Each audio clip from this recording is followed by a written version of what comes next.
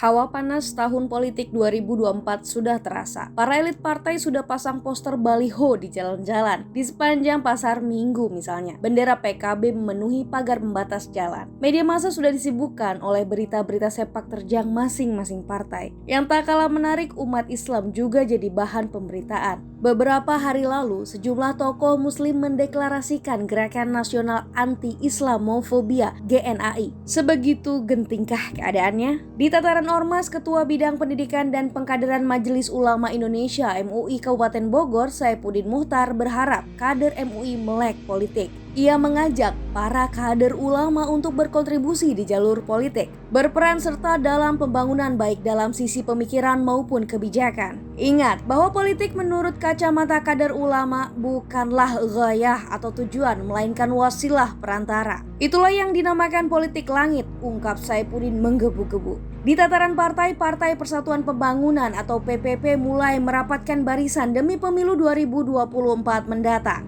Semua pimpinan anak cabang PAC, Dewan Pimpinan Cabang DPC, Dewan Pimpinan Wilayah dan banom-banom partai seperti Generasi Muda Pembangunan Indonesia (GMPI), Gerakan Pemuda Ka'bah (GPK) dan Angkatan Muda Ka'bah (AMK) mulai bergerak melakukan beberapa kegiatan sebagai strategi khusus menyongsong pemenangan di tahun 2024 nanti. Ketua DPP Partai Nasdem, A. Effendi Khoiri, juga memprediksi tren politik Islam akan terus naik pada pemilu 2024. Namun ia menegaskan sinyal tersebut tidak secara otomatis membuat umat memilih partai Islam, karena pemilih akan lebih mencari sosok atau figur yang memiliki latar belakang Islam yang kuat dulu, baru kemudian melihat partainya. Mantan Sekjen IKPMII menyampaikan itu dalam diskusi politik FK-GMNU bertema Partai Politik Nasional Agamis dalam Perubahan Politik Indonesia 2024 di Jakarta Sabtu 2 Juli lalu. Fenomena tren politik Islam menguat juga karena faktor pengaruh global. Presiden Turki Recep Tayyip Erdogan juga menjadi inspirasi yang penting bagi dunia Islam. Yang terjadi di Indonesia juga demikian. Indikasi politik Islam menguat ditandai dengan semakin banyaknya sekolah-sekolah Islam modern alias boarding school.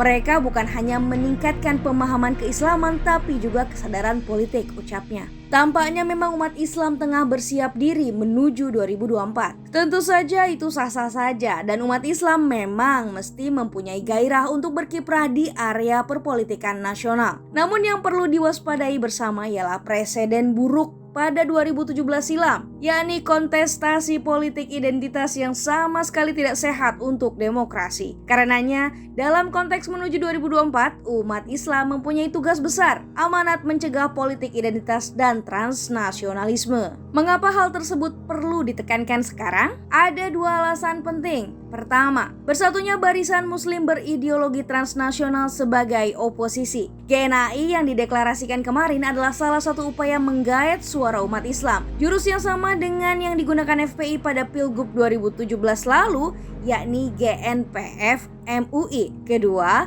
tahun 2024 persis bertepatan dengan momentum 1 abad bubarnya Turki Utsmani yang digadang sebagai keruntuhan khilafah Islam, kendati istilah tersebut peyoratif. Sekarang sudah tidak ada FPI, HTI maupun organisasi Islam politik lainnya. Namun yang pasti spirit ke-FPI-an dan ke-HTI-an tidak pernah padam. Justru dendam di hati para aktivisnya semakin membuncah. Sekalipun ideologi keduanya berbeda, ada pemersatu di antara mereka. Sebagai organisasi yang jadi sasaran represi pemerintah, mereka hanya membutuhkan ruang politis yang menyatukan mereka, kendati hanya sementara, dan peluang tersebut ialah pemilu 2024. Politik identitas pernah membuat sebagian umat Islam merasa beruntung, yakni Pilgub 2017 ketika Anies Baswedan berhasil menduduki DKI 1. Artinya, bagi para pengusungnya, politik identitas adalah momentum pemersatu. Jika pada 2017 silam isu yang dipakai ialah penistaan agama, tahun 2024 mendatang yang dipakai ialah isu Islamofobia, kontraradikalisme dan kontraterorisme yang sangat masif dituduh mendiskreditkan Islam, bahwa rezim hari ini tidak suka Islam sama sekali. Selain politik identitas, gejala yang terdeteksi hari ini ialah kontestasi politik transnasionalisme. Umat Islam merasa perlu satu paguyuban yang mensistematisasi gerakan mereka dan mereka mulai menerapkan transnasionalisme secara bertahap. Politik transnasional menebarkan propaganda tentang idealisme khilafah dan kebobrokan demokrasi produk barat, dan melalui narasi-narasi tertentu, para politisi transnasionalis mengajar umat Islam masuk barisan mereka. Politik identitas dan transnasionalisme akan menjadi trajektori pemenangan umat Islam pada 2024 mendatang. Demi tahun tersebut, suara umat akan dikeruk sebanyak mungkin dengan cara apapun, bahkan jika kerukunan antar umat akan menjadi taruhannya. Jadi akankah hal tersebut dibiarkan? Pada tolok ukur kemenangan umat Islam menang kontestasi dengan memainkan politik identitas dan transnasionalisme, atau justru menang mengonter dan memberantas keduanya? Berbagai persiapan lintas ideologi ormas dan partai sudah digulirkan. Umat Islam, terutama kalangan sebelah, sudah saling memainkan intrik politik. Untuk itu, umat Islam kalangan mainstream tidak boleh lengah dan mesti lebih masif untuk mencegah politik identitas dan transnasionalisme. Mengapa hanya umat Islam yang mengemban amanat tersebut? Tidak lain adalah karena aktor politik identitas dan transnasionalisme adalah umat Islam itu sendiri. Mungkin posisi mayoritas menjadi faktor penting mengapa Islam seringkali diseret pada arus politik identitas. Islam mainstream seperti Muhammadiyah dan NU bahkan dianggap mengekor rezim sehingga tidak layak merepresentasikan Islam secara umum. Kemudian gerombolan PA212, FPI, HTI, Salafi, Ikhwanul Muslimin dan sejenisnya maju ke muka, merebut otoritas di gelanggang politik nasional dengan jurus politik identitas dan transnasionalisme. Pertanyaannya, jika mereka berhasil menang dengan dua jurus tersebut, apakah secara otomatis umat Islam berarti menang? Sama sekali tidak. Politik identitas ibarat alkohol, lebih banyak mudorot daripada manfaatnya. Politik identitas boleh jadi akan membuat umat Islam menang di pemilu 2024. Tetapi lihat yang terjadi setelahnya.